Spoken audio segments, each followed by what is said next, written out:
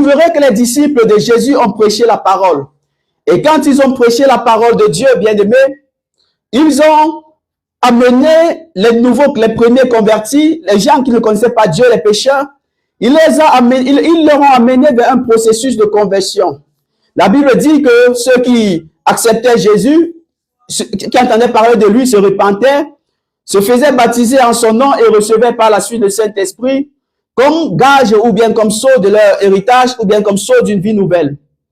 Donc c'est après une journée de grande moisson, une journée assez difficile à travers la prédication, la prière, où les âmes ont été converties. La Bible parle de plus de 3000 personnes sous un coup qui ont été converties et qui ont reçu les bienfaits de la parole de Dieu. Bien-aimés, nous avons deux personnes qui marchent ensemble. Ces deux disciples témoins oculaires de la vie, des enseignements et des miracles de Jésus. Nous, pour les lecteurs de la parole, les lecteurs avertis, vous saurez qu'il y a peu de passages dans la Bible qui nous présentent Simon, Pierre et Jean ensemble. La première fois que la Bible nous parle de ces deux personnes, c'est dans Luc chapitre 5, où ils étaient en train de travailler comme des associés à la pêche. La Bible dit qu'ils étaient des associés pour la pêche. Et plus tard, on va les voir en train d'être à la table avec le Seigneur. Et vers la fin, ils seront parmi les premières personnes à aller vérifier si en réalité, Jésus est vraiment ressuscité. Bien-aimé, je veux m'attarder un instant sur le premier verset du chapitre 3 de Actes des Apôtres. Dans le premier verset, il y a quelque chose qui retient mon attention. La première des choses qui retient mon attention, c'est que la Bible dit qu'ils marchaient ensemble. Alors la Bible dit que Jean et Pierre marchaient ensemble pour aller au temple. Bien-aimé, le mot marcher ensemble est un signe fort quand on parle de la communion fraternelle, car ils marchaient ensemble pour plusieurs raisons. Les gens savent en réalité que Jésus envoyait ses disciples 2 à 2. Jésus envoyait ses disciples 2 à 2. Et quand Jésus envoyait ses disciples 2 à 2, il leur envoyait parce qu'il voulait que sur le chemin des choses se passent. Et je me posais la question de savoir qu'est-ce qui pouvait bien se passer sur le chemin pendant que les disciples de Jésus allaient ensemble. Bien-aimé, l'Esprit m'amène à comprendre que ces disciples de Jésus marchaient ensemble, peut-être pour faire part de leurs convictions, de leurs vraies croyances les uns envers les autres. Parce que la Bible dit dans le livre de Éphésiens 4, verset 25, que renoncez aux mensonges et que chacun de vous parle selon la vérité à son prochain. Alors, pendant la route, tu pouvais cerner la pensée de celui que tu appelles ton frère. Vous savez que tout ce qui brille n'est pas de l'or, et la Bible peut dire qu'ils ont l'apparence de l'agneau, alors qu'en profondeur, ce sont des loups ravisseurs. La Bible dit qu'ils ont l'apparence des anges de lumière, alors qu'au fond, ils sont des envoyés de Satan. Donc, bien-aimés, marcher ensemble était un signe fort quand il s'agissait de la communion fraternelle, parce que pendant le processus, pendant le cheminement, tu pouvais cerner les pensées et les paroles de celui que tu appelles ton frère. La deuxième idée qui me vient en tête quand j'entends dire que Pierre et Jean marchaient ensemble, c'est que peut-être ils marchaient ensemble pour s'encourager réciproquement. J'ai une sœur, par exemple, quand je marche avec elle, on s'encourage réciproquement. Si elle est dans les difficultés, dans les problèmes, pendant que nous sommes en train de cheminer, elle va me faire part des difficultés qu'elle rencontre à la maison, des difficultés qu'elle rencontre dans son foyer, des problèmes qu'elle a peut-être vis-à-vis de son conjoint ou bien de son fiancé, peut-être la difficulté qu'elle a à appréhender la parole de Dieu ou à méditer la parole de Dieu. Alors peut-être qu'ils marchaient ensemble pour s'encourager réciproquement. Et la Bible pouvait dire dans le livre de 1 Thessaloniciens 5, verset 11, que c'est pourquoi encouragez-vous les uns les autres et aidez-vous mutuellement afin de grandir dans la foi comme vous le faites déjà. Alors nous sommes déjà en train de s'encourager mutuellement. Je suis déjà en train d'être encouragé par la sœur Joyce. Je suis en train d'être encouragé par la sœur épouse de Yoshua. Je suis en train d'être encouragé par la sœur Mélanie. Je suis en train d'être encouragé par le frère Serge. Je suis en train d'être encouragé par mon frère, ma sœur. Je suis en train d'être encouragé par quelqu'un qui croit que Jésus-Christ est le chemin et que Jésus-Christ est la vie. Bien-aimés, marcher ensemble, c'est un signe fort quand il s'agit de parler de la communion fraternelle. Shalom, femme de feu. Ravi de t'avoir, merci d'être là dans la chambre haute, afin qu'on continue à parler des merveilles du Créateur. La troisième chose qui me vient en tête quand j'entends dire que Pierre et Jean marchaient ensemble, c'est que peut-être ils marchaient ensemble pour se soutenir les uns les autres. Vous savez, après la mort de Jésus, c'était tellement difficile pour les premiers chrétiens. C'était tellement difficile pour les apôtres. C'était tellement difficile pour eux de s'affirmer. Et parfois, j'imagine les difficultés qu'ils avaient. Quand on devait leur dire que le Jésus sur qui ils avaient mis tout leur espoir a été cloué à la croix du calvaire. J'imagine qu'ils ne pouvaient même plus parler parce qu'on devait leur dire, mais ce Jésus, il est mort. J'imagine que dans leur famille, les gens se moquaient d'eux parce que leur Jésus est mort à la croix, mais ils ne savaient pas ce qui se cachait derrière la mort de Jésus. Donc peut-être les deux marchaient ensemble pour se soutenir mutuellement, s'encourager et de leur faire comprendre que les promesses du Saint-Esprit arriveront à leur terme. La dernière chose qui me vient en tête quand j'entends dire que Simon-Pierre et Jean marchaient ensemble, c'est que peut-être ils marchaient ensemble pour se pardonner. Vous savez, parfois quand tu marches avec ton frère ou ta soeur, il arrive que tu blesses la personne. Il arrive que tu poses des actions qui ne bénissent pas la vie de la personne. Il arrive que tu poses des actions qui ne bénissent pas cette personne. Mais quand tu décides de marcher avec cette personne, tu peux, au cours du chemin, lui dire, je te demande pardon pour ce que je t'ai fait. Colossiens 3, verset 13 peut dire, supportez-vous les uns les autres. Et si l'un de vous a quelque chose à reprocher à un autre, pardonnez-vous mutuellement. Le Seigneur vous a pardonné, vous aussi, pardonnez-vous de la même manière. Alors peut-être les disciples de Jésus marchaient ensemble et ils avaient déjà dans leur tête cette révélation du verset de Colossiens 3, verset 13. Bien aimé, c'est bon de marcher ensemble. Malheureusement, de nos jours, c'est difficile de voir les hommes de Dieu cheminer ensemble. Surtout quand nous savons que nous arrivons à un niveau de la vie où tout le monde veut être grand. Vous savez, les disciples de Jésus n'avaient plus le temps de tergiverser sur le fait que qui soit le plus grand, qui est le plus grand, qui est le plus petit. Ils n'étaient plus à ce stade parce qu'ils avaient déjà transcendé le cap. Ils avaient déjà transcendé le cap. La deuxième des choses qui retient mon attention dans ce verset 1, c'est que les gars montaient ensemble au temple à l'heure de la prière. La Bible dit que Simon-Pierre et Jean allaient au temple, mais ça précise à l'heure de la prière. Ce qui prouve qu'ils avaient une discipline de vie chrétienne, ce qui prouve qu'ils avaient un planning quotidien de la prière. Ils allaient au temple à 9 heures. 9 heures peut être 12 heures pour quelqu'un, ça peut être 15 heures pour quelqu'un, ça peut être 20 heures pour quelqu'un. L'heure ne peut pas être imposée. Mais en fonction de ton calendrier quotidien, tu peux fixer déjà la base de ton calendrier de prière. Tu peux mettre sur pied un programme et tu peux, dans la gloire de Dieu, ou bien dans sa volonté, te disposer afin de communier avec lui. Tu peux prier, bien aimé, au réveil, tu peux prier à midi, tu peux prier au coucher, tu peux prier en fonction du temps qui te plaît. Mais je veux dire que chacun est en principe libre de choisir son temps de prière. Mais le plus important, c'est d'avoir ce temps pour pouvoir communier avec le Créateur, pour pouvoir communier avec l'Éternel, pour pouvoir communier avec Elohim.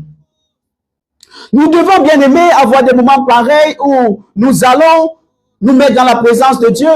Nous pouvons avoir des moments pareils dans nos assemblées. Nous pouvons avoir des moments pareils entre nous les frères, pour pouvoir prier un peu comme une routine, pour montrer à Dieu que dans notre programme de quotidien, dans notre calendrier quotidien, dans notre emploi de temps, il y a un moment pour toi, il y a un espace pour toi.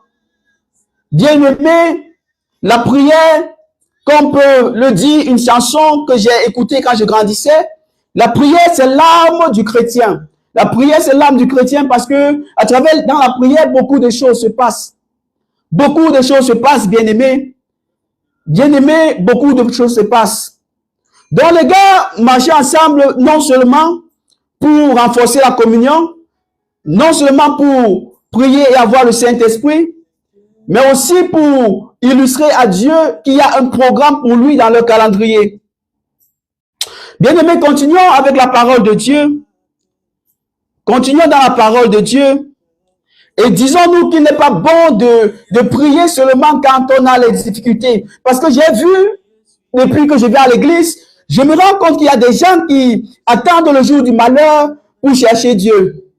Et les anglophones appellent ça the day of trouble. The day of trouble. Donc les gars attendent le jour du malheur. Les gens attendent le jour que les ressources humaines vont leur donner une lettre de licenciement. Les gens attendent le jour que le mariage va commencer à dandiner.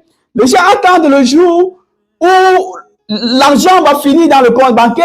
Les gens attendent le jour où ils auront des problèmes. C'est là où ils vont commencer à penser à Dieu. Tu vas voir, il y a un bien-aimé, c'est quand il a perdu son boulot, que tu vas voir, il va entrer à l'église, il va commencer à chanter à la chorale, il va commencer à travailler partout, il va commencer à toucher tous les ministères. Mais dès qu'il a encore le boulot, vous ne le voyez plus. Shalom la sœur Sabine, que Dieu te bénisse. Merci d'être là, merci pour tout ce que tu fais. Que Dieu te bénisse infiniment. Pour ceux qui ont les sujets de prière, gardez-les pour la fin. Nous allons prier pour vous et je sais que Dieu est un Dieu très bon. Salut, bannière de l'Éternel, tendre frère, que Dieu te bénisse. Merci pour le soutien que tu apportes à ton frère dans la foi. Bien-aimés, n'attendons pas le jour du malheur pour servir Dieu, n'attendons pas le jour du malheur pour prier Dieu, n'attendons pas le jour du malheur pour communier avec Dieu. Mais au contraire, attachons-nous sur la parole de Dieu tirée de 1 Thessaloniciens 5, verset 17, qui dit « Priez sans cesse ». Prions sans cesse, bien-aimés. Prions sans cesse, bien-aimés. Dans ton calendrier quotidien, mets-toi un espace pour Dieu. Dans ton calendrier quotidien, mets-toi un temps pour Dieu. Dans ton calendrier quotidien, crée de l'espace pour le Créateur. Oui, crée de l'espace, bien-aimés. Descendons un peu au verset 2 de ce texte, au verset 2 du chapitre 3 de Actes des Apôtres.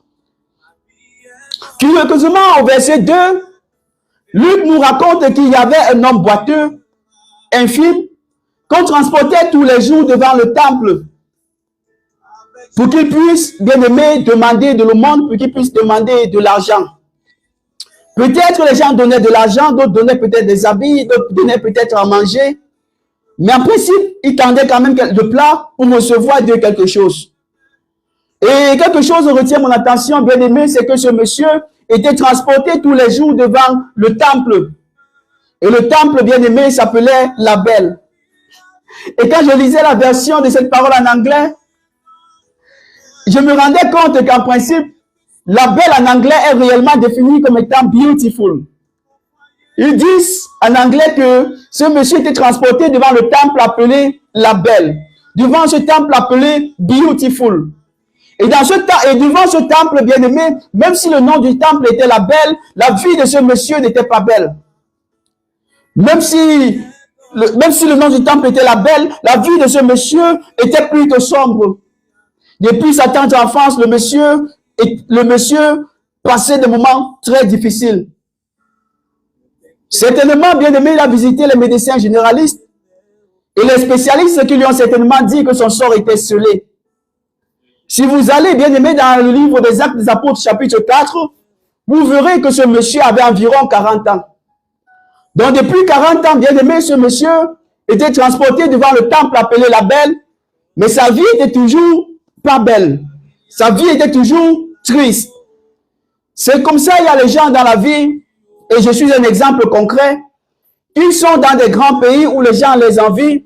Les gens les voient faire des selfies, des grandes photos, et les gens ont l'impression que leur vie est rose. Mais si simplement tu pouvais regarder à cette personne, si tu pouvais regarder bien aimé à sa vie dans la profondeur, tu verras qu'il est peut-être aux États-Unis, elle est peut-être au Canada, elle est peut-être en Europe, mais sa vie n'est pas belle. Et si les hommes avaient compris que quelqu'un peut être en Europe et ne pas avoir une belle vie, quelqu'un peut être aux États-Unis et ne pas avoir une belle vie, quelqu'un peut être au Canada et ne pas avoir une belle vie, on ne parlera pas du poison dans les pays africains. On ne parlera pas du poison et de l'assassinat des hommes de la diaspora dans les pays africains, dans les pays comme mon pays natal. C'est parce qu'ils n'ont pas compris, ils ne sont pas en Jésus. Ils ne savent pas que tu peux être là où tout le monde t'apprécie, tout le monde t'admire, mais il y a quelque chose qui te manque. Bien-aimés, ils ne savent pas. Ils vont te voir peut-être derrière une très belle voiture, mais ils ne savent pas le sacrifice que tu fais pour payer cette voiture. Ils ne savent pas les insomnies que tu as. Ils te voient dans une grande maison, ils ne savent pas que tu as signé un contrat de 30 ans pour payer cette maison. Bien-aimé, le monsieur était devant le temple appelé la Belle. Mais sa vie n'était pas belle. Amen, maman. Merci, épouse de Yoshua, que Dieu te bénisse. Que Dieu te bénisse. Vous voyez bien aimé que vous pouvez être au temple, vous pouvez être dans un endroit où tout le monde vous envie, mais ne pas avoir une vie qui vous plaît à vous-même. Ce monsieur vivait de l'aumône, il ne pouvait pas aller travailler même s'il voulait. Parfois, vous avez l'impression que la vie vous a trahi. Parfois, vous voulez agir, vous voulez interagir avec la société, vous voulez aller travailler, vous voulez avoir les papiers, vous voulez le mariage, vous voulez voyager, mais cela n'arrive pas, vous avez l'impression que Dieu vous a abandonné. Et quand je regarde ces problèmes de la vie, les challenges à travers lesquels les enfants de Dieu passent, je me pose des questions de savoir pourquoi est-ce que cela peut arriver. Chaque jour, bien aimé, les disciples de Jésus, les sacrificateurs, les chrétiens passaient tous les jours devant ce temple. Ce monsieur tendait du plat pour avoir de l'argent, mais personne ne lui donnait. Les gens peut-être lui donnaient de l'argent, mais personne n'avait une réelle réponse au problème qu'il traversait. Bien aimé, sa condition était alarmante. Mais la Bible dit qu'un jour, quelque chose d'étrange va se passer, quelque chose de différent va se produire. Une grâce unique, quelque chose qui a captivé non seulement l'attention de ce monsieur, non seulement l'attention des disciples, non seulement l'attention des fidèles du temple, mais l'attention de tous ceux qui étaient autour d'eux et tous ceux qui connaissaient le monsieur, tous ceux qui connaissaient Jean, tous ceux qui connaissaient Pierre, tous ceux que Pierre et Jean rencontraient désormais pour partager l'évangile. La Bible dit, bien aimé, que quelque chose de merveilleux s'est produit en ce jour. Pendant que les disciples de Jésus, Jean et Pierre sont en train d'aller vers le temple, la Bible dit que le monsieur va leur tendre son assiette, espérant de recevoir d'eux quelque chose. Mesdames, mesdemoiselles et messieurs, ne vous faites pas d'idée, car là, il y a une grande surprise qui s'est produite, la surprise de la vie. Une démonstration de force et de puissance, bien-aimée, de la part des disciples de Jésus, qui magistralement, Simon-Pierre, magistralement, a regardé le monsieur avec Jean. Ils ont dit, regarde-nous. Et les gars ont regardé à Simon-Pierre et Jean. Et la Bible dit que Simon-Pierre s'est mis debout, il a mis la main dans la poche, il lui a dit, je n'ai ni or ni argent. Mais ce que j'ai, je te donne au nom puissant de Jésus-Christ de Nazareth. Lève-toi et marche. Bien aimé, voilà la parole qui a changé la destinée, la vie de ce paralytique. Voilà la parole qui a changé la vie et la destinée de ce paralytique. Il pouvait dire, je t'ordonne, lève-toi et marche. Il pouvait dire, je t'ordonne au nom de Jésus. Mais il a fait une précision, bien aimé, qu'il est normal de mentionner. Il est normal de mettre une emphase sur cette précision qu'il a fait. Car ce qu'il dit, c'est que au nom de Jésus-Christ de Nazareth, peut-être en ce temps, il y avait beaucoup de personnes autour d'eux qui s'appelaient Jésus. C'était devenu un peu comme un nom célèbre. C'était devenu un peu comme un nom que tout le monde pouvait donner à son enfant pour se souvenir de l'histoire qu'il a écoutée ou des actions qu'il a traversées. Mais le gars dit, c'est au nom de Jésus-Christ de Nazareth. Parce qu'il est important de montrer le miracle aux gens, mais c'est aussi bon de leur montrer d'où vient la force. Il leur a dit, le pouvoir ne vient pas de moi, mais je viens de Jésus-Christ de Nazareth. Peut-être il a menti qu'il n'avait pas d'argent. Parce que dans le chapitre 2, on voit qu'il a prêché la parole, il a prêché l'évangile, et la Bible dit que plus de 3000 personnes ont donné leur vie. Donc certainement qu'ils ont donné leur vie, Simon-Pierre avait peut-être collecté les offrandes. Mais il dit, je n'ai ni or ni argent. Il aurait peut-être menti, mais ce que je retiens, c'est qu'il a montré la manifestation de la puissance de Jésus-Christ à travers son seul nom. La puissance, bien aimée, est montée à l'œuvre pour dire que Jésus n'est pas monté au ciel avec avec l'onction qu'il manifestait, qu'il manifestait pour donner la vie ou pour guérir ou pour redresser les dos courbés ou pour faire du n'importe quoi. Il n'est pas monté au ciel avec cette onction, mais cette onction, désolé, mais il nous a laissé cette onction parce que, en principe, il voulait que cette onction agisse dans notre vie. À travers le Saint-Esprit, l'onction est restée sur la terre et est disponible pour tous ceux qui croient. Pour tous ceux qui croient qu'il y a une puissance dans le nom de Jésus. Pour tous ceux qui croient qu'il y a une force dans le nom de Jésus. Pour tous ceux qui croient qu'il y a quelque chose d'extraordinaire dans le précieux nom de Jésus-Christ de Nazareth. Oui, Jésus-Christ est parti, mais l'onction est disponible. Jésus-Christ leur disait déjà dans le livre de Marc, chapitre 16, versets 17 à 18, que voici les miracles qui accompagneront ceux qui auront cru. À mon nom, ils chasseront les démons, ils parleront de nouvelles langues, ils saisiront des serpents, comme l'apôtre Paul l'a fait d'ailleurs. S'ils boivent quelques breuvages mortels, il ne leur fera point du mal. Ils imposeront les mains aux malades et les malades seront guéris. Bien-aimés, bizarrement, ce que nous retenons, c'est que les hommes de notre temps, bien-aimés, bien qu'étant pasteurs, bien qu'étant prédicateurs, pour la plupart, ne croient plus trop aux miracles dans le nom de Jésus. Ils sont peut-être apôtres, ils dirigent peut-être une église, ils sont peut-être pasteurs, ils sont allés étudier à l'école, mais ils ne croient pas trop à la puissance du nom de Jésus. Bien-aimés, on ne construit pas l'église seulement pour vivre des dîmes et des offrandes. On ne construit pas l'église seulement pour raconter des histoires de géographie ou des histoires de sciences de la vie et de la terre. Mais si on construit l'église, c'est réellement pour qu'elle soit une réponse aux problèmes des chrétiens. C'est pour montrer que l'onction de Jésus-Christ est disponible et que chacun peut l'utiliser à chaque moment, comme les disciples viennent de le faire. Bien-aimés, les disciples viennent de faire quelque chose d'extraordinaire. Les hommes de notre temps ne croient plus trop au miracle de Jésus. Pourtant, dans les actes des apôtres, nous voyons, Luc décrit des situations où les disciples de Jésus ont accompli des miracles de toutes sortes, jusqu'à disparaître.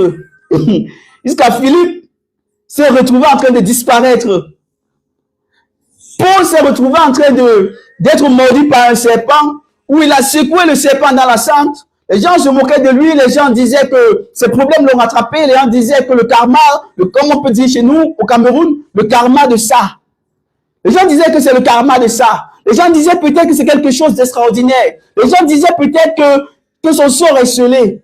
Mais le serpent, la morsure du serpent n'a rien pu faire à l'apôtre Paul. Bien aimé, quand nous construisons des églises, c'est pour montrer que Jésus-Christ est vivant. C'est pour montrer que Dieu est vivant. Nous voyons donc des disciples de Jésus accomplir des miracles. Et je veux prier quelqu'un d'être un peu ouvert à la puissance du Saint-Esprit, parce que pendant que je suis en train de prêcher, je suis en train de partir vers une situation où Dieu va relâcher une puissance dans l'atmosphère. Je ne sais pas avec quel problème tu es venu. Je ne sais pas quelle est la maladie qui te ronge. Je ne sais pas quelle est la situation financière actuelle. Je ne sais pas pourquoi est-ce que tu veux voyager, dans quel pays tu veux partir. Mais je sais que le passeport est disponible. Je sais que le chèque est disponible pour que tu inscrives là-dessus ce que tu veux. Oui, le chèque est disponible et que Dieu manifeste sa grâce à travers toi. Toi qui es disponible, que Dieu se manifeste maintenant, que Dieu se manifeste et que tout soit débloqué dans l'atmosphère au nom puissant de Jésus-Christ de Nazareth. Bien-aimé, Jésus est toujours à l'œuvre. Il est toujours à l'œuvre. Car Pierre et Jean n'avaient ni d'argent. Comme s'attendait le mendiant, ils ne savaient pas ce qu'ils avaient. Ils ont tout simplement activé leur foi. Et ils ont fait une démonstration de ce que j'appelle souvent le code d'accès. Ils ont fait une puissante démonstration de foi. Bien-aimés, ils ont reçu le code d'accès. Et si toi, tu mets ta foi en pratique, je veux te dire que la grâce est disponible pour toi. Parce que la Bible dit que la foi, c'est la ferme assurance des choses qu'on ne voit pas. Bien-aimé, la Bible dit au verset 2 que c'est parce que nos anciens ont possédé cette foi qu'ils ont obtenu un témoignage favorable. C'est parce que Abraham a eu la foi qu'il a obtenu son témoignage. C'est parce que Isaac a eu la foi qu'il a obtenu son témoignage. C'est parce que Jacob a eu la foi qu'il a obtenu le témoignage favorable. Alors la grâce est disponible. La seule chose que tu dois faire, c'est d'avoir la foi. Oui, c'est de manifester, bien-aimé, le code d'accès. Bien-aimé, le paralytique n'a pas eu l'argent comme il s'y attendait. Il n'a pas eu les vêtements de donation. Il n'a pas eu la nourriture, il n'a pas eu les chaussures, il n'a pas eu quelque chose comme il attendait. Mais il a eu le plus beau cadeau de sa vie, la plus belle œuvre du Saint-Esprit, quelque chose de meilleur et de merveilleux qui a changé sa vie et qui a bouleversé l'évangile. Bouleversé favorablement l'évangile, bien-aimé. Nous avons vu une véritable identité basée non pas, bien aimé, sur la stabilité financière, mais dont les fondements sont dans le nom de Jésus-Christ de Nazareth. Alors nous considérons parfois la richesse financière comme étant le signe de bénédiction. Mais nous oublions, bien aimé, que nous sommes spirituellement et fidèlement pauvres, oh Dieu. Finalement nous sommes spirituellement pauvres. Nous sommes financièrement pauvres. Nous sommes fidèlement à Dieu pauvres. Et nous avons besoin d'être guéris de cette foi infime. Nous avons besoin d'être guéris de cette foi, bien-aimé, qui est astropiée par les problèmes de la vie, qui est mal placée à cause des challenges de la vie, qui a été paralysée, rendue bancale à cause des maladies, à cause des problèmes de famille, à cause de la malédiction générationnelle, à cause des problèmes de santé. Nous sommes parfois paralysés dans notre foi. Mais bien-aimé, la Bible vient de démontrer que c'est la puissance dans le nom de Jésus. Dieu et Jean bien-aimés nous passent un signal fort selon lequel, malgré nos différences, nous devons les mettre de côté pour promouvoir le nom de Jésus. Nous avons deux personnes différentes. Nous avons quelqu'un qui est différent par nature, l'autre qui est différent par sa nature. L'un peut être agressif, l'autre patient. Bien-aimés, ils sont mis ensemble pour défendre le nom de Jésus. Ce qui a mis KO tous les sacrificateurs et les sadducéens. Pour ceux qui ont lu le chapitre 5 ou 6, vous allez voir comment le combat était désormais rude pour les empêcher désormais d'appeler le nom de Jésus. Parce que ceux qui ont condamné Jésus avaient peur qu'à force d'invoquer son nom, son sang pouvait se déverser sur eux.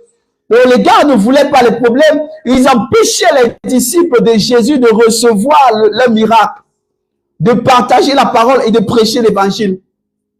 Bien-aimés, les sadducéens, les sacrificateurs, ils étaient tous KO.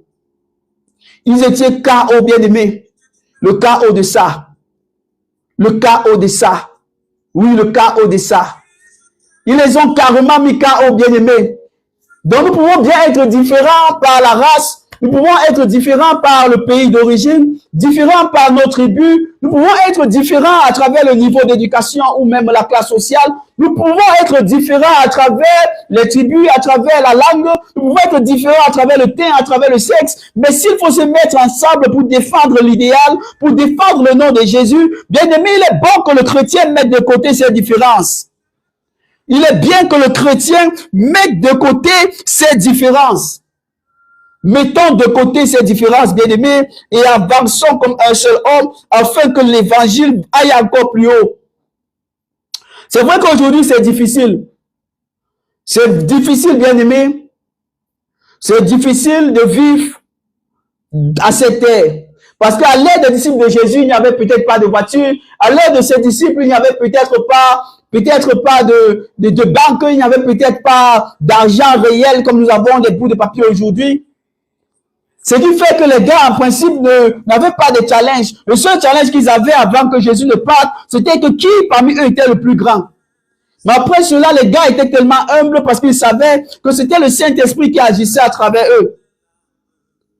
Aujourd'hui, c'est devenu une bataille où les hommes peuvent penser qu'ils sont plus loin que les autres, où les hommes peuvent penser qu'ils sont différents que les autres, où les hommes peuvent penser qu'ils sont à une autre dimension que les autres ne peuvent pas y arriver. Surtout à cette ère où c'est facile pour les jeunes gens qui ont les yeux tellement exposés au matériel de trafiquer l'onction. Bien aimé, de nos jours, c'est tellement facile. Tu peux pratiquer l'onction, bien aimé. Tu peux trafiquer l'onction. Tu peux aujourd'hui, tu ne prophétises pas, mais après quelques jours, on te voit, tu prophétises. Bien aimé, c'est possible qu'on te voie dans une dimension qui étonne l'entendement humain. C'est facile de trafiquer. Mais il y a quelque chose que tu ne peux pas trafiquer, c'est le nom de Jésus. Il y a quelque chose que tu ne peux pas trafiquer, c'est l'amour de Jésus. Il y a quelque chose qu'on ne peut pas trafiquer. Donc c'est la recherche du pouvoir, la recherche des dominations, la recherche de manifester la puissance à tout prix qui nous amène parfois à briser, oh Dieu de grâce, le mystère de ta parole, le mystère qui veut que nous restions dans l'intimité afin de te présenter comme un Dieu qui répond malgré le temps et les circonstances. Oh Seigneur, donne-nous, oh Dieu, de comprendre ton véritable amour et de comprendre la puissance qui se cache naturellement dans ton nom. Car Pierre dit, regarde ma poche, je n'ai même pas 5 francs. Je n'ai même pas $1. Mais ce que j'ai, je te donne au nom puissant de Jésus. Lève-toi et marche. Je n'ai ni argent, bien-aimé, ni or. Je n'ai ni argent, ni or. Mais ce que j'ai, je te donne au nom puissant de Jésus. Que tu rencontres l'homme de ta destinée, que tu rencontres le mari de ta destinée, que tu rencontres la paix, que tu rencontres l'amour, que tu rencontres la joie, que tu rencontres la tempérance, que tu rencontres le fruit de l'esprit, que tu deviens transformé à l'image de la vie de Dieu, qui voudrait que tu sois le meilleur serment, que Jésus a besoin que nous soyons les meilleurs serments qui sont attachés à sa vie. Et pour être ce serment, bien-aimé, tu as besoin de manifester les fruits de l'amour, les fruits de l'amour de Dieu. Je ne sais pas si quelqu'un a remarqué quelque chose comme moi. Je remarque quand même que ce paralytique était assez intelligent. Peut-être il était intelligent ou c'est l'Esprit de Dieu qui l'a poussé à aller en question vers le temple appelé la Belle. Parce que la Bible dit qu'on le transportait tous les temps, on l'amenait devant ce temple-là. Et je me pose la question de savoir, pourquoi est-ce qu'il a choisi de se positionner à l'entrée de l'église au lieu d'aller se positionner dans les marchés publics? Parce que le marché, c'est où on sait que les gens ont de l'argent. C'est au marché que les gens ont la liquidité. C'est au marché que les gens ont les pièces de monnaie. Mais comment ce monsieur a laissé le marché? Il a laissé les centres commerciaux. Il a laissé les magasins. Mais c'est devant l'église de Dieu qu'il est venu se positionner. Cette question, bien aimé, je me la pose. La deuxième des questions que je me pose, bien aimé, c'est que ce monsieur n'avait-il pas la révélation que l'or et l'argent appartiennent à Dieu? Parce que la Bible dit dans le livre de Agé, chapitre 2, verset 8, que l'argent m'appartient, l'or m'appartient, déclare l'Éternel, le maître de l'univers. Bien aimé, si l'or et l'argent appartiennent à Dieu, ce monsieur savait que c'est difficile pour les hommes d'aller dans la maison de Dieu et de rentrer comme ils sont venus. Peut-être quelqu'un va venir à l'église et va mettre quelque chose dans son plat. Même si la personne ne met pas quelque chose, peut-être en son temps, il va le faire. C'est pour cela que la troisième question que je me posais, la dernière, c'est que peut-être ce monsieur avait la révélation de la parole qui dit qu'on ne part jamais dans la présence de Dieu et retourne de la même façon. Parce que quand tu entres dans la présence de Dieu, tu sors transformé. Quand tu entres dans sa présence, tu sors renouvelé. Quand tu entres dans ta présence, tu sors rempli de puissance. Quand tu entres dans sa présence, tu as la capacité de manifester des signes et des prodiges. Quand tu entres dans sa présence, tu peux entrer bredouille, tu ressors financièrement riche. C'est peut-être qu'il avait cette révélation et il savait que ces gens qui entrent au temple, peut-être à la sortie, ils auront quelque chose pour lui. Bien-aimé, notre Dieu est insondable.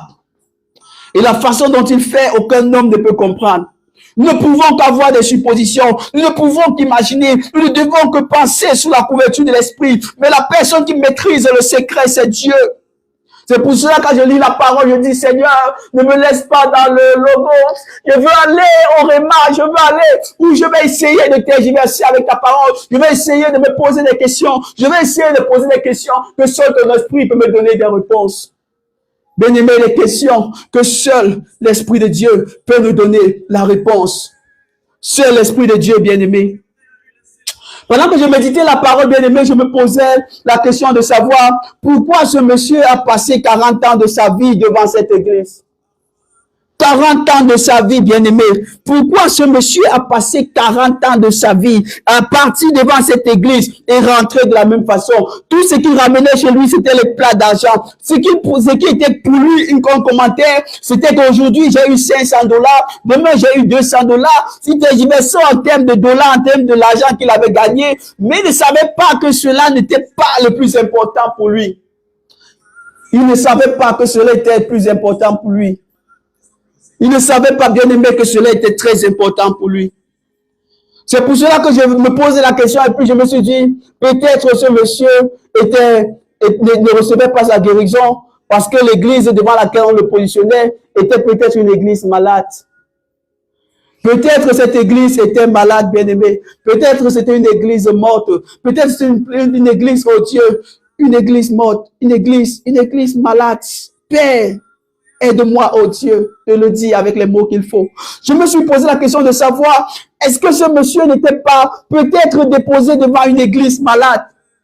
Et quelqu'un me posera la question de savoir c'est quoi une église malade. Je dirais qu'une église malade, c'est une église, bien aimée, où les dirigeants ne croient pas en la puissance manifeste de Dieu. Une église malade, bien aimée, c'est une église où on ne parle pas trop de l'amour ou de la repentance. Une église malade, c'est une église où on ne s'intéresse pas à l'esprit prophétique de Jésus. Oui, bien aimé, une église malade est une église où les dirigeants et les fidèles n'ont pas une vie de prière. Une église malade, bien aimé, est une église où le pasteur s'en fout de la croissance spirituelle des fidèles. Ce qui l'intéresse, c'est les dîmes et les offrandes. Le peuple, il ne s'intéresse pas à la vie des chrétiens, à la vie de prière des chrétiens. Il ne s'intéresse pas à la croissance spirituelle. Il ne se pose pas la question sur la vie de prière. Il ne se pose pas la question s'il y a des études bibliques. Il ne se pose pas la question s'il y a des programmes de jeûne mensuels. Il ne se pose pas la question de savoir, oh Dieu. Il ne se pose pas la question de savoir.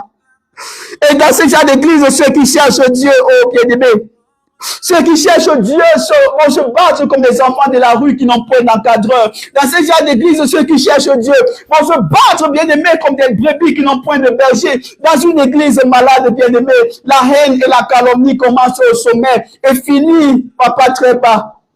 Dans les églises malades, bien-aimés, la calomnie et la haine peuvent remplir l'église et ça ne dérange personne. Une église malade est une église, bien-aimée, où comme ce boiteux de Actes chapitre 3, les gens peuvent partir, bien-aimés, chaque dimanche et rentrer avec leur paralysie. Ils peuvent partir avec leurs problèmes de santé, rentrer avec ce même problème. Ils peuvent partir avec les attaques démoniaques. Ils peuvent partir avec les possessions démoniaques. Ils peuvent partir avec la drogue. Ils peuvent partir sous la servitude de l'alcool. Ils peuvent partir sous la servitude de la débauche. Ils peuvent partir tous les jours et rentrer de la même façon.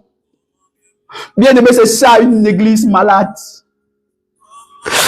Père, nous ne voulons pas voir des églises malades, oh Dieu. Nous voulons avoir des églises où les filles sont utilisées, où les femmes, papa, portent le ministère. Nous voulons avoir une église où les hommes, oh Dieu, s'intéressent à ton évangile, où les hommes prient sans cesse, où les hommes peuvent témoigner que tu es puissant, où les hommes peuvent dire que ce n'est pas mort, où les hommes peuvent écouter, oh Dieu de grâce, ta voix, où les hommes peuvent être attachés à ta parole. Il y a encore bien aimé, je partageais la parole de Dieu avec quelqu'un. Et je disais que notre Dieu, c'est le seul homme au monde, le seul écrivain de la terre, qui, pendant qu'il écrit son livre, il est déjà amoureux du lecteur. Il est déjà amoureux du lecteur. Il est déjà amoureux du lecteur. Quand tu lis la Bible, tu te rends compte qu'il y a de l'amour qui coule. Il y a de l'amour. Il y a du flot de l'amour. Parce que celui qui écrivait le livre, il était déjà amoureux de toi pendant l'écriture. Il te démontrait déjà son amour pendant l'écriture. Le seul auteur qui est amoureux de son lecteur. Le seul auteur qui est amoureux de son lecteur. Le seul auteur qui est amoureux de son lecteur. Bien-aimé, c'est un message fort pour l'Église. Nous devons de prime abord, bien-aimé, travailler pour rendre nos églises vivantes. Afin que chaque malade y trouve sa guérison, bien-aimé. Une église vivante, c'est celle que nous avons besoin. Nous voulons travailler comme des enfants dignes de cela. Nous voulons travailler comme des enfants dignes de bâtir le ministère. Nous voulons travailler comme des enfants dignes de porter le ministère. Nous voulons travailler comme des enfants dignes de servir un Dieu qui est vivant. Parce que si Dieu est mort, nous allons tous chez les marabouts. Si Dieu est mort, nous allons tous chez les charlatans. Si Dieu est mort, nous allons tous faire des coutumes. Nous allons tous faire le culte des crânes. Nous allons tous. Mais puisque Dieu n'est pas mort, nous avons besoin de bâtir des églises vivantes. Nous avons besoin de bâtir des églises vivantes. Bien aimé, une église vivante, c'est une église où les pécheurs sont sauvés. C'est une église bien-aimée où Dieu est glorifié.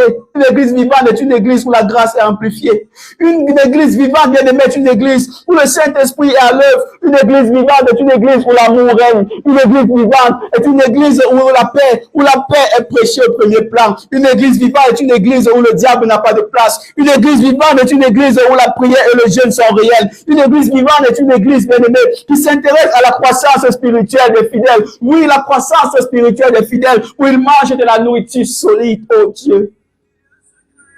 Nous avons besoin d'une église vivante où les pécheurs sont sauvés.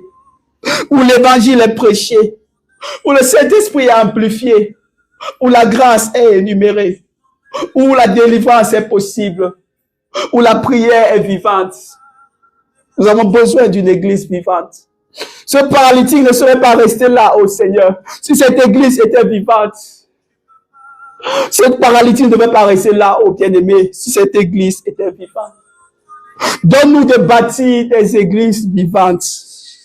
Des églises vivantes avec l'aide de ton esprit. Ton église doit être vivante, oh Seigneur, pour que nous ne soyons pas à la quête des dîmes et des offrandes, mais que nous soyons à la quête de la manifestation de ta puissance, afin que 2, 3 personnes croient et partent soit des témoignages vivants de ton évangile, des témoignages vivants que Jésus agit, des témoignages vivants que Jésus agit, des témoignages vivants que Jésus-Christ de Nazareth agit. Bien-aimés, nous avons besoin des églises vivantes où nous pouvons grandir spirituellement. À travers ce récit de Acte 3, bien-aimés, Luc dépeint une réalité du quotidien. Vous savez, j'aime bien l'écriture de Luc. Quand j'ai lu les 4 évangiles, l'évangile qui m'a le plus marqué, c'était l'évangile de Luc. Et quand c'est lui qui écrit encore l'acte des apôtres, vous comprenez que dedans, il y a du miel pour tout le monde.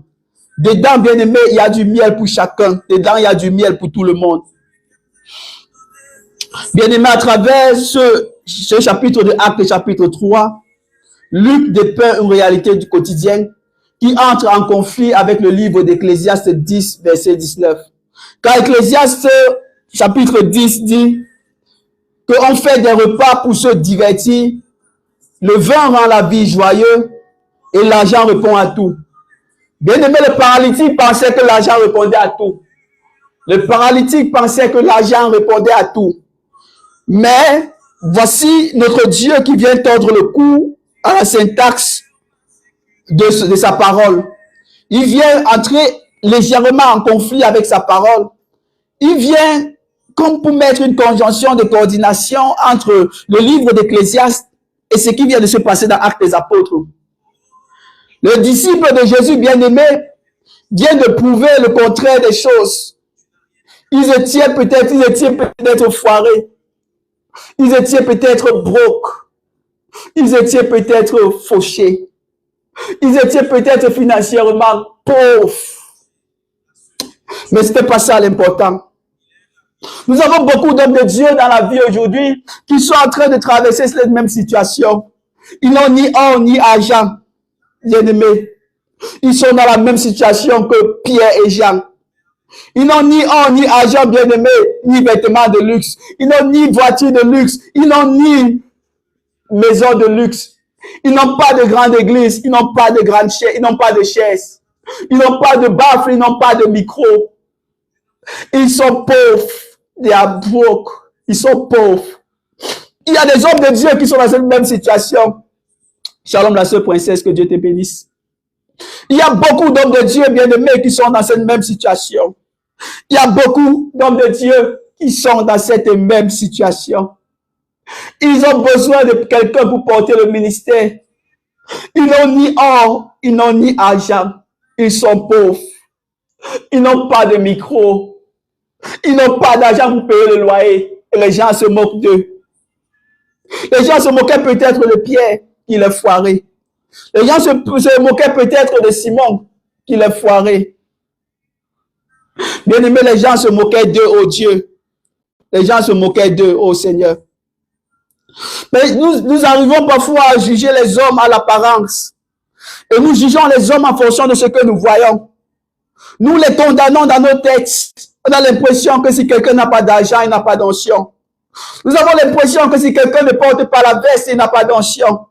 Nous avons l'impression que si quelqu'un ne roule pas un jet, il n'a pas d'onction. Nous avons l'impression que si quelqu'un n'a pas de limousine, il n'a pas d'onction. Si quelqu'un ne raconte pas son chiffre d'affaires en banque, si quelqu'un ne nous dit pas qu'il a des milliards dans son compte bancaire, on pensera peut-être qu'il n'a pas d'onction. Il y a des hommes de Dieu qui sont à l'image de Pierre et Jean. Ils n'ont ni or, ni argent. Shalom, la sœur Doris, que Dieu te bénisse. Ils n'ont ni or, ni argent. Ils n'ont ni or, ni argent. Mais la fin d'une chose vaut mieux que le commencement. La fin d'une chose, bien-aimée, vaut mieux que le commencement. Ne regardons pas, Seigneur, ne regardons pas, bien-aimés, à l'apparence. Ne regardons pas les hommes de Dieu à leur apparence. Parce que si nous mettons la confiance dans l'argent, bien-aimé, l'argent est limité. Ce paralytique pouvait recevoir l'argent, mais cet argent n'était pas assez. Ce paralytique pouvait recevoir cet argent, mais l'argent ne pouvait pas lui donner certaines choses. Voilà 2 hommes foirés. Et l'homme a dit, je n'ai ni argent ni or, mais ce que j'ai, je te le donne dans le nom puissant de Jésus-Christ de Nazareth. Lève-toi et marche. Je ne sais pas si quelqu'un est encore debout, et si quelqu'un est encore assis. Je ne sais pas si quelqu'un est encore couché. Je ne sais pas si quelqu'un est encore infime. Je ne sais pas si quelqu'un a encore des doutes, si quelqu'un a encore des peurs, si quelqu'un a encore des craintes. Je vais te dire, au nom de Jésus-Christ de Nazareth, lève-toi et marche. Bien-aimé, il y a la puissance dans le nom de Jésus. Parce que l'argent que nous avons, l'argent a des limites. Mais la puissance du nom de Jésus, bien-aimé, est illimitée. Tu peux bien avoir l'argent, mais l'argent ne va pas te donner, au bien-aimé, tout ce que le nom de Jésus peut te donner. Tu peux avoir l'argent pour payer ton assurance maladie, mais tu ne peux pas garantir ta santé avec cet argent. Tu peux avoir l'argent pour payer ton assurance vie, mais cela ne peut pas te sauver de la mort. Tu peux avoir l'argent pour t'acheter de belles voitures, mais cela ne peut pas te sauver des accidents de la route. Tu peux avoir l'argent, bien-aimé, pour louer des appartements de luxe, pour acheter des lits de 4 millions, des matelas de 3 millions. Tu peux t'acheter des matelas de luxe, mais cela ne garantit pas le sommeil. Je me souviens quand je suis arrivé aux États-Unis, bien-aimé, mon premier lit sur lequel je dormais, ça coûtait 750 $ et le matelas coûtait encore plus. C'était luxueux et je me mirais sur ça tous les jours. Mais quand je me couchais là-dessus, je n'avais pas le sommeil. Quand je me couchais là-dessus, bien aimé, je n'avais pas le sommeil. Le lit pouvait être beau, le matelas neuf. Mais je n'avais pas le sommeil. Il me fallait prendre des comprimés pour dormir. Il me fallait prendre des comprimés pour dormir. Le lit, bien aimé, que tu achètes avec de l'argent, c'est bien beau. Mais ça ne te garantit pas le sommeil. Ça ne te garantit pas la paix. Ça ne te garantit pas la paix. Ça ne te garantit pas le sommeil. Bien aimé, l'argent peut acheter la plus belle montre du monde. Ça peut t'acheter une montre comme celle de Cristiano Ronaldo. Ça peut t'acheter une montre comme celle de Lionel Messi. Ça peut t'acheter une montre comme celle que ton fils distribuait au lion indomptable en son temps. Ça peut t'acheter de très belles montres, bien aimées. Mais est-ce que cette montre peut racheter le temps? Quand la Bible nous dit racheter le temps car les jours sont mauvais, ça ne veut pas dire que tu rachètes le temps à partir de ta montre. Parce que cette montre que tu détiens, c'est pour toi seul. Si tu changes le temps sur cette montre, bien aimé, ça n'impacte pas l'humanité. Oui, tu peux avoir l'argent, bien aimé, mais ne pas avoir le bonheur. Bien aimé, l'argent peut acheter les plus belles paires de chaussures. L'argent peut acheter les plus belles paires de baskets. Tu peux acheter les Michael Jordan. Tu peux acheter les Kobe Bryant. Tu peux acheter les chaussures de luxe, bien aimé. Mais est-ce que ces chaussures que tu as portées, ces chaussures que tu as achetées avec un argent aussi coûteux, est-ce que ces chaussures peuvent redresser tes pieds? Est-ce que ces chaussures peuvent améliorer ta façon de marcher? Est-ce que ces chaussures peuvent te faire marcher droit? Est-ce que ces chaussures peuvent? Est-ce que ces chaussures peuvent? Est-ce que ces chaussures peuvent? Le paralytique avait peut-être une chaussure de 500 000. Il avait peut-être une chaussure d'1 million, mais il ne pouvait pas marcher droit. Il ne pouvait pas marcher straight. Il ne pouvait pas marcher droit, bien-aimé. L'argent, oh bien-aimé, est limité. Mais Jésus-Christ est illimité. L'argent peut te permettre de vivre une belle vie sur la terre. Parce que tu peux avoir l'argent, tu peux t'acheter les plus belles vestes, tu peux t'acheter les plus belles voitures, les plus belles maisons. Mais cet argent peut t'aider à voyager en jet privé. Tu peux aller dans tous les pays du monde entier, mais ça ne te garantit pas la vie éternelle. Parce que derrière ce luxe que tu as, derrière ce voyage en première classe, derrière tout ce que tu as de plus beau, oh bien-aimé, derrière tout ce que tu as de plus beau, il y a la vie éternelle qui est une question. Il y a l'assurance d'une vie éternelle. Il y a l'assurance que ton nom soit écrit dans le livre de vie. Dans le livre de vie. Dans le livre de vie. Dans le livre de vie. Dans le livre de vie. Bien-aimés, ayons l'assurance que nos noms soient inscrits dans ce livre. Bien-aimés, il y a une puissance incontestable dans le nom de Jésus. J'ai regardé encore autour de moi, je me rendais compte qu'il y avait un homme qui s'appelait Mohamed, qui apparaît comme étant un prophète pour une religion appelée musulmane. Mais derrière cette religion, bien-aimés, Mohamed ayant fondé la religion ne leur a jamais dit qu'il y avait la puissance dans son nom. Lui-même, il a dit qu'il ne sait pas ce qui arrivera après sa mort. Il n'a pas l'assurance de la vie éternelle. Mais il y a quelqu'un qui te dit qu'il est le chemin, la vérité et la vie. There is a power in his name. Il y a une puissance, une puissance, une puissance, une puissance, une puissance dans le nom de Jésus. Et cette puissance, bien-aimé, te garantit la vie éternelle. Cette puissance te garantit la vie éternelle. Bien-aimé, la Bible me dit qu'Abraham était le père des générations. C'était le père de la foi. Mais la Bible ne m'a jamais dit qu'il y avait une puissance dans le nom d'Abraham. La Bible me dit, oh Seigneur, la Bible me dit, oh Dieu, que Moïse était l'homme sur qui reposait toute la gloire, tout l'espoir du peuple d'Israël. Élisée était peut-être là. Élie était peut-être là. Habakkuk était là. Jonas était là. Jérémie était là. Ésaïe était là. David était là. Salomon était là. Mais la Bible n'a jamais dit qu'il y avait la puissance dans leur nom. La puissance dans la Bible n'a jamais dit que dans le nom de David, on a guéri quelqu'un. Même si David pouvait dire que mon Dieu redresse ceux qui sont courbés, il savait que c'était son Dieu qui pouvait le faire. Il n'y avait pas une puissance dans le nom de Jean-Baptiste, ni dans le nom de la mère de Jésus. Il n'y avait pas de puissance, oh bien-aimé. La personne qui peut changer la fin de ta vie, c'est Jésus. La fin d'une chose vaut mieux que le commencement. Bien-aimé, ne t'accroche pas derrière les castels. Ne t'accroche pas derrière la SAT, derrière le Baileys, derrière le vino, derrière toutes ces choses, oh bien-aimé, derrière tous ces châteaux et tous ces bons vins. Ne t'accroche pas là-dessus. Parce que dans ces choses-là, il n'y a pas une puissance. La puissance, c'est dans le nom que je te présente en ce jour. Est-ce que quelqu'un peut ouvrir son cœur afin que pénètre la puissance du nom de Jésus? Est-ce que quelqu'un peut ouvrir son cœur afin que Jésus puisse trouver de la place? Quelqu'un peut-il créer de l'espace dans son cœur en ce jour pour que le prince de paix, le prince d'amour, le prince de joie vienne séjourner? Si Jésus séjourne dans ton cœur, bien-aimé, tu as tout eu. Oh, la fin d'une chose vaut mieux que le commencement. Ne regarde pas ce que les hommes te donnent maintenant, mais regarde dans la vie éternelle. Regarde dans la vie éternelle. Le paralytique a regardé à l'argent, mais il ne savait pas qu'il y avait quelque chose de plus grand que l'argent. Ce qui me plaît, bien-aimé, c'est que la puissance du nom de Jésus. Biden s'incline, Joe Biden s'incline devant la puissance du nom de Jésus. Quand les pasteurs prient pour lui, il incline la tête, il s'incline, il croit à la puissance du nom de Jésus. Emmanuel Macron s'incline, Vladimir Poutine s'incline. Thomas Sankara, oui, s'est incliné.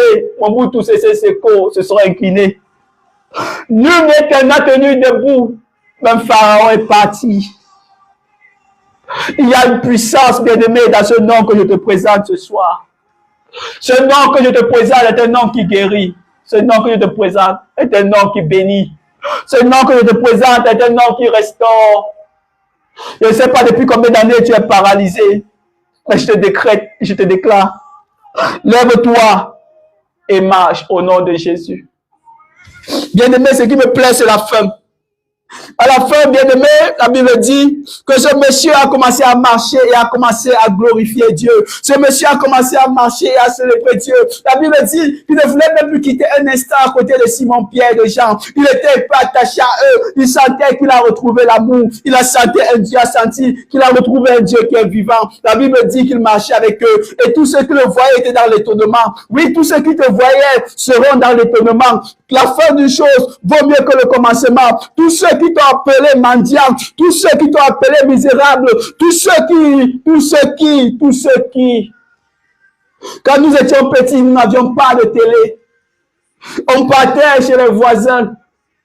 On partait chez les voisins, on s'asseyait à même le sol pour voir la télé. Quand on était petit, on n'avait pas ce que les autres avaient. Mais aujourd'hui, les gens regardent à nous, ils nous envient. Je ne sais pas comment cela s'est passé. Je ne peux pas expliquer à quelqu'un, je ne peux pas décrire à quelqu'un. Je sais seulement qu'un garçon qui est né au village, qui a grandi au village, qui a fréquenté au village, se retrouve quelque part. Où désormais les gens le regardent de droite. Il y a une puissance dans le nom de Jésus. Je te présente ce nom à ce jour. Ce nom qui peut changer la fin des choses. Les gens le regardaient et étaient dans l'étonnement. Ils voient les gens s'étonner. Ils voient les gens s'étonner parce que tu vas voyager. Je vois les gens s'étonner. Et tu t'étonner parce que le fruit de tes entrailles est béni. Je vois les gens s'étonner. Je vois les gens s'étonner. Parce que ta vie a désormais changé. Ils t'avaient appelé vagabond. Ils vont t'appeler la servante de Dieu. Ils t'avaient appelé mendiant. Un peu comme ce mendiant aveugle appelé Bartimée. Désormais, on l'a appelé fils de Timée. Bien-aimé, il y a quelque chose pour toi en ce jour. Et la fin des choses vaut mieux que le commencement. Je vais donner la parole à l'homme de Dieu qui est là, l'évangéliste Jean Lassoma, afin qu'il partage avec nous ce que l'Esprit a mis dans son cœur.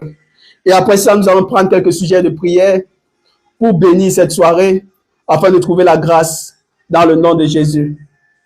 Amen. Shalom, évangéliste, soyez la bienvenue.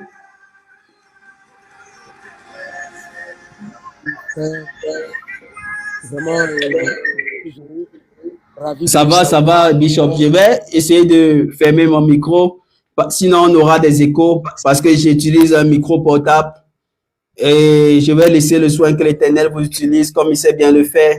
Et puis après, nous allons diriger le peuple de Dieu dans un moment de prière. Amen.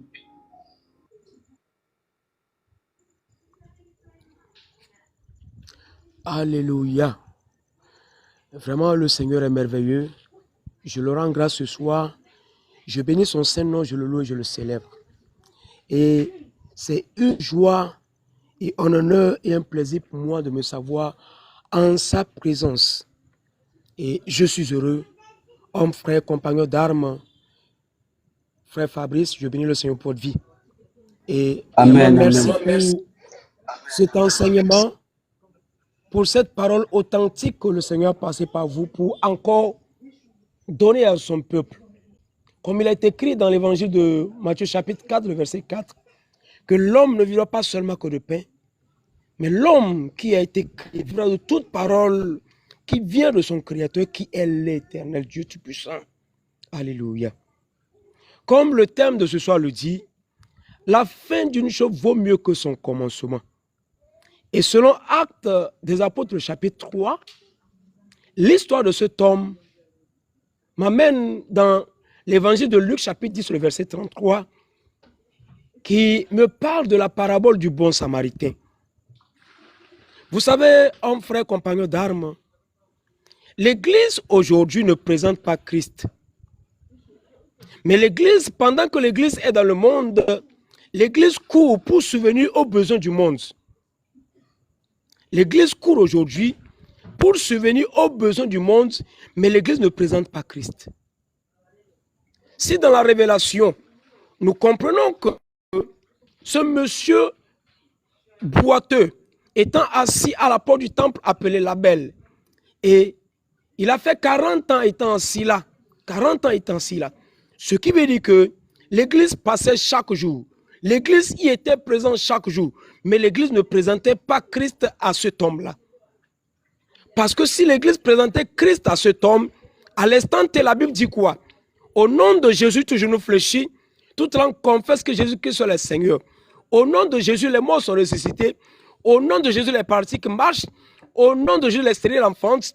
Au nom de Jésus-Christ, il y a tant de choses qui s'opèrent. Si l'Église présentait Christ, si l'Église présentait le Seigneur, si l'Église présentait l'Éternel Dieu Tout-Puissant, le Créateur de toutes choses, le grand architecte de l'univers, le pourvoyeur du souffle de vie, si l'Église présentait Christ à ce monsieur, fils unique, hommes, frères, compagnons d'âme, je vous dirais que cet homme serait guéri depuis tant d'années. Pierre et Jean n'allaient même pas venir croiser cet homme là-bas. Pierre et Jean n'allaient pas venir croiser cet homme étant assis là. Qu'est-ce que nous présentons aujourd'hui? Pendant que l'Église est dans le monde, la Bible dit quoi? Le monde attend aujourd'hui avec un ardent désir la révélation des fils de Dieu. Le monde attend avec un ardent désir. Alors nous devons comprendre que, étant fils de Dieu dans le monde, étant Église dans le monde, nous sommes appelés à gagner le monde pour Christ. Nous sommes appelés à présenter Christ au monde et non de courir pour subvenir aux besoins du monde. Non. Christ ne nous a pas appelés pour subvenir aux besoins du monde, mais Christ nous a appelés pour que nous présentons, pour que nous rendons témoignage de lui, pour que par lui, les paralytiques marchent, les morts ressuscitent, les sourds-muets entendent et parlent. Alléluia. Pour que par lui, pour qu'il y ait des miracles, qu'il y ait des prodiges, qu'il y ait des signes. Pour que par lui, alléluia, qu'une âme soit sauvée pour le royaume des cieux. Qu'une âme soit sauvée pour le royaume des cieux. L'Église doit comprendre aujourd'hui que nous devons revenir à Christ. Nous devons être des témoins authentiques de Christ. Nous devons être des témoins authentiques de Christ et non des témoins du monde. Des témoins authentiques de Christ qui seront prêts à présenter Christ au monde entier. Alléluia. Qui seront prêts à faire la volonté du Père et non la volonté du monde. La volonté du Père et non la volonté du monde. Parce que pendant que nous sommes dans le monde, nous présentons la volonté du monde. Nous subvenons aux besoins de la volonté du monde. Mais nous sommes appelés à présenter Christ et non de présenter la volonté du monde. Alléluia. Qu'est-ce qui manquait à ce monsieur d'avoir la guérison? Étant assis là, on le portait chaque jour, on l'amenait.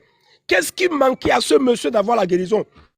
Mais c'est parce que l'Église présentait le monde, l'argent. Nul ne peut servir Dieu et maman. L'Église présentait l'argent. L'Église présentait les vêtements. L'Église présentait les choses éphémères.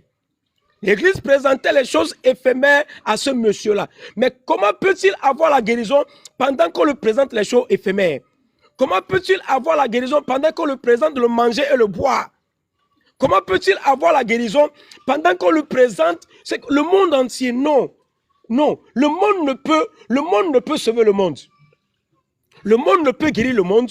Le monde ne peut sauver le monde. Le monde ne peut libérer le monde. Mais il est écrit que c'est au nom puissant de Jésus-Christ. Pendant que tu reçois Christ, pendant que, étant fils de Dieu, nous présentons Christ au monde, le monde est affranchi et le monde est libéré par le nom de Jésus-Christ. Alléluia. Que présentons-nous étant fils de Dieu dans le monde? Qu'est-ce que nous présentons au monde? Qu'est-ce que nous disons au monde? Pendant que nous sommes réunis, qu'est-ce que nous disons au monde? Nous allons voir les disciples. Alléluia. Ils étaient unis. Les disciples étaient unis. Comme dans le livre de Genèse chapitre 11. Les disciples étaient unis comme ces hommes-là. Au commencement, ils étaient unis. La Bible dit qu'ils avaient les mêmes paroles. Et ils ont décidé de bâtir une tour.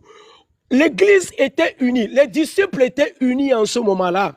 Ils étaient unis. C'est pourquoi devant ce paralytique, alléluia, parce qu'ils étaient deux, ils n'ont pas fait la concurrence de parole. Ils n'ont pas fait la concurrence de parole, ni la concurrence de puissance. Et l'apôtre Pierre seul pouvait élever la voix et lui dire, fixe-nous des yeux, fixe-nous. Et parce que ce monsieur, l'Église l'a longtemps présenté le monde, il a cru que Pierre et Jean aussi allaient le présenter le monde. Et Pierre lève la voix, il dit, je n'ai ni argent ni or à te donner. Ce qui veut dire que je ne peux te présenter le monde. Je ne peux te présenter le monde et ses convoitises. Mais ce que j'ai, je te le donne.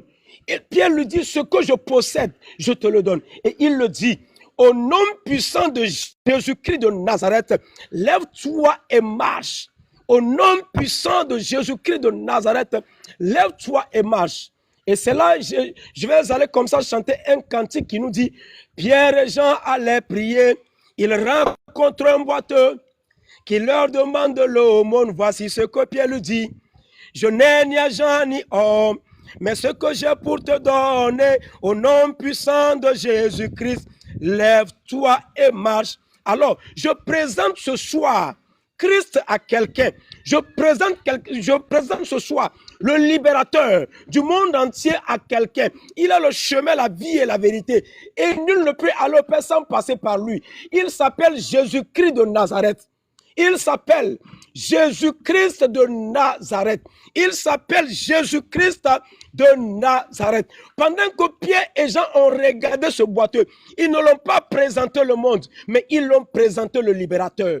Ils ne l'ont pas présenté le monde, mais ils l'ont présenté le ressuscité. Ils ne l'ont pas présenté le monde, mais ils l'ont présenté l'admirable conseiller. Ils ne l'ont pas présenté le monde, mais ils l'ont présenté l'enseignant par excellence. Ils ne l'ont pas présenté le monde, mais ils l'ont présenté le créateur de toutes choses. Oh, alléluia! Le Seigneur est merveilleux. Le Seigneur est merveilleux. À nous tous, compagnons d'armes, à nous tous, frères et sœurs, compagnons d'armes du monde entier, je nous appelle à partir de ce soir à présenter Christ au monde entier que de présenter le monde au monde. Je nous appelle ce soir à faire la volonté du Père et non la volonté du monde. Alléluia. Béni soit le Seigneur Jésus-Christ aujourd'hui et à jamais, au nom puissant de Jésus-Christ de Nazareth. Alléluia. Amen. Amen. Shalom, maman femme de feu. Maman femme de feu est là. Je vois la sœur princesse, je vois la sœur Josma, je vois la sœur Doris, je vois le frère Serge, je vois la sœur maman Fallon Nadia. Et ça me fait plaisir de savoir que je suis entouré de personnes aussi valeureuses, des femmes et des hommes de valeur. Donc, merci infiniment de me soutenir. Merci d'avoir été là. Bishop, comme vous avez remarqué, le programme a changé. Donc, désormais, je le fais à 20h GMT.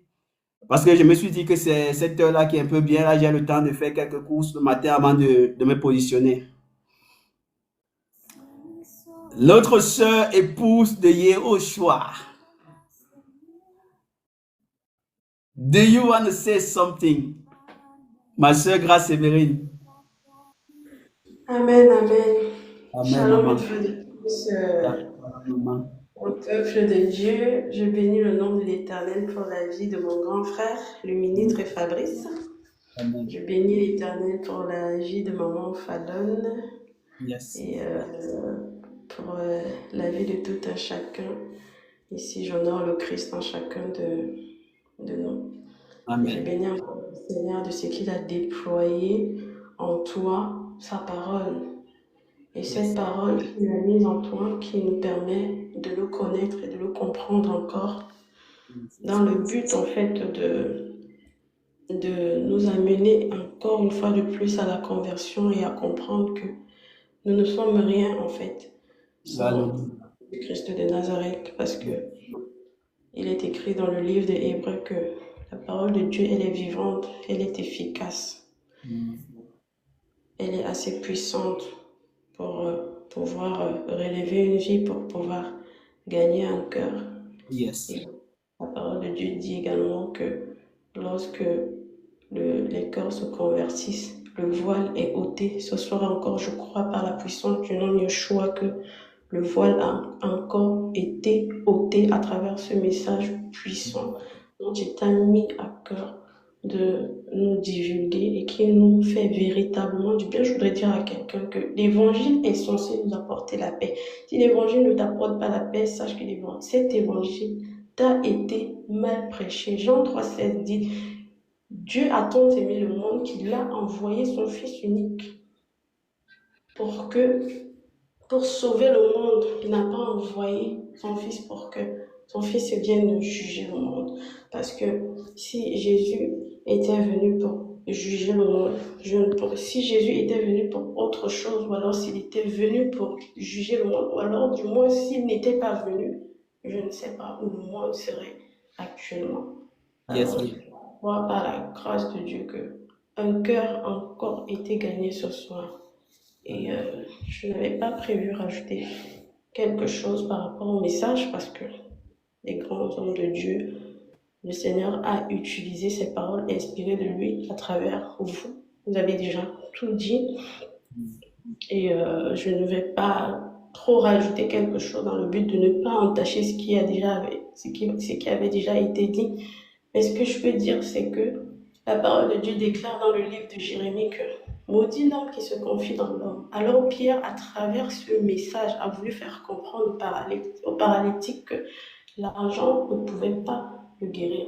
L'argent ne pouvait pas le sauver. L'argent ne pouvait pas lui donner la satisfaction parfaite dont il cherchait, parce que la perfection se trouve en Christ. Comme j'aime bien le dire, ce n'est pas notre nature qui va changer, ce n'est pas notre situation qui va changer la nature de Dieu, mais c'est la nature de Dieu, de Jésus-Christ, qui change en fait notre